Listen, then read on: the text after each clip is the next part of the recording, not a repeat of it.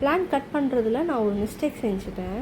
அது எப்படின்னா, யூஸ்வலி நான் என்னோடய எல்லா பிளான்ட்ஸையும் வந்து இந்த மாதிரி தேவையில்லாததெல்லாம் கொஞ்சம் ட்ரையாக இருக்கிறது அந்த எல்லாத்தையும் வெட்டிடுவேங்க.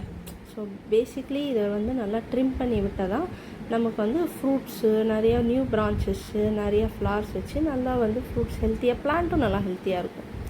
இதில் நான் லெமனுக்கு அடுத்தது வந்து கட் பண்ணேன். ஏன்னா நிறைய நடந்து போகும்போது அந்த முள் வந்து நமக்கு ரொம்ப டிஸ்டர்ப் பண்ணுது. இதில் பார்த்தீங்களா ஒரு சின்ன ஃபால்ட் நான் என்ன பண்ணியிருக்கேன்னு, இது பார்த்தீங்களா பின்னாடி இந்த பக்கம் ஒரு 3 ஃப்ரூட் இருந்திருக்கு, சின்னதாக வந்திருக்கு, எனக்கு தெரியலை. அதை நான் என்ன பண்ணிட்டேன், எனக்கு லீஃபுன்னு நினச்சிட்டேன். பட் பேக் சைடில் சின்னதாக இருந்திருக்கு, அது 3 இருந்திருக்கு. இதில் இன்னொன்று சின்னது, ரொம்ப டோட்டலி 4 வச்சுக்கலாம். ஸோ இப்போ நான் கட் பண்ணும்போது ரொம்ப கேர்ஃபுல்லாக பார்த்து தான் கட் பண்ணுறேன். நீங்கள் இந்த மிஸ்டேக்ஸ்லாம் பண்ணிடாதீங்க.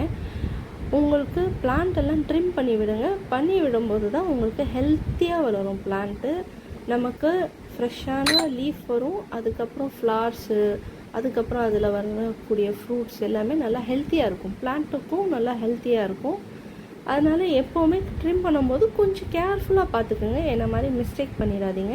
நான் இப்போ ஒன்று கட் பண்ணும்போது ரொம்ப கேர்ஃபுல்லாக பார்த்து அது சரியாக இருக்கா அப்படின்னு சொல்லி செக் பண்ணிட்டு தான் நான் வந்து கட் பண்ணிருக்கேன். So take care of your plants.